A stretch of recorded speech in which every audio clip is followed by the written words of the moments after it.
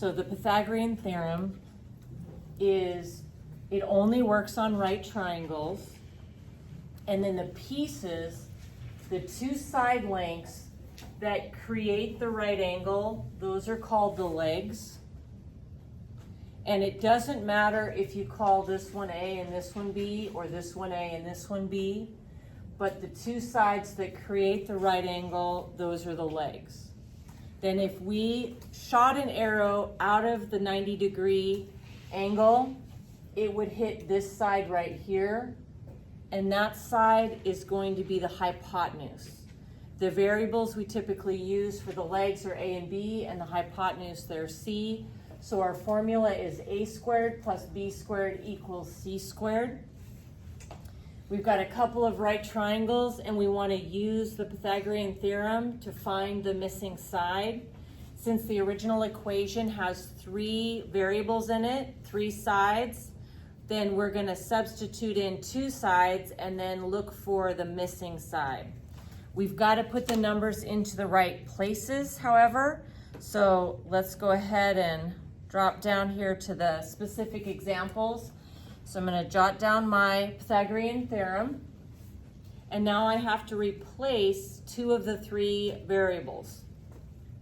When you're looking here to make that decision, see how if I shot an arrow out of the right angle, I would hit side X. So that means that the X is going to be my hypotenuse. So I'm going to replace the C with the letter X. Now 5 and 4 are the two sides that create the right angle, and so those are A and B. It doesn't matter if you say this one's 5 and this one's 4, or this one's 4 and this one's 5.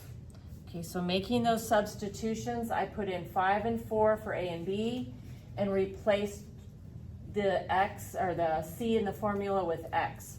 Now I'm ready to simplify. Our knowns are on the same side. So when I simplify this side, I'm going to do exponents before addition.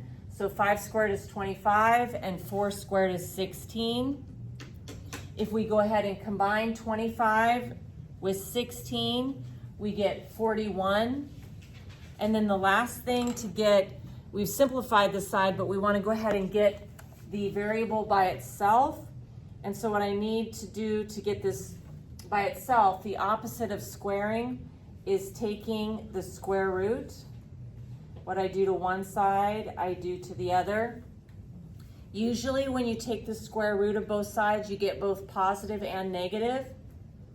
But in this case, because we're dealing with a side length, lengths of things can't be negative. So we're only getting the positive version. Now I'm going to pick up my calculator. The directions for these ones say round to the nearest tenth. So if you take the square root of 41, your calculator screen gets filled up. I just wrote part of it. And if I round to the 10th, one way to remember what the 10th place value is, you say, how many zeros does the number 10 have? It's 1 0. So the 10th is out one place.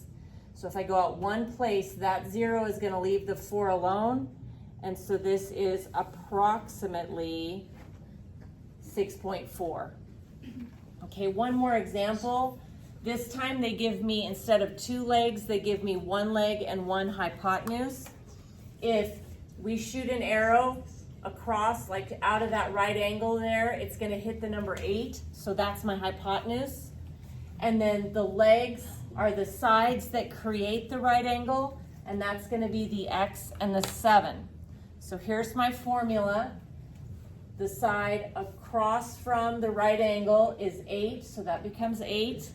And then my X and my 7, I can put an X here and a 7 here, or I can put a 7 here and an X here.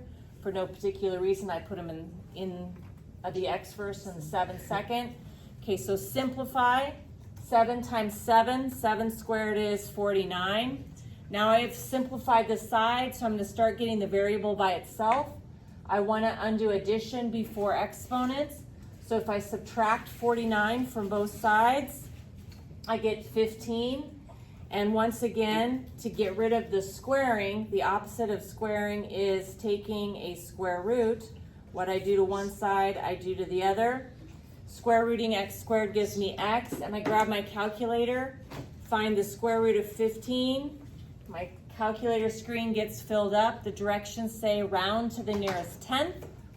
So that 7 is going to make that 8 and 9. And so that side length is approximately 3.9. Keep in mind that the Pythagorean theorem only works on right triangles. So if one of the angles is not 90 degrees, the Pythagorean theorem does not work.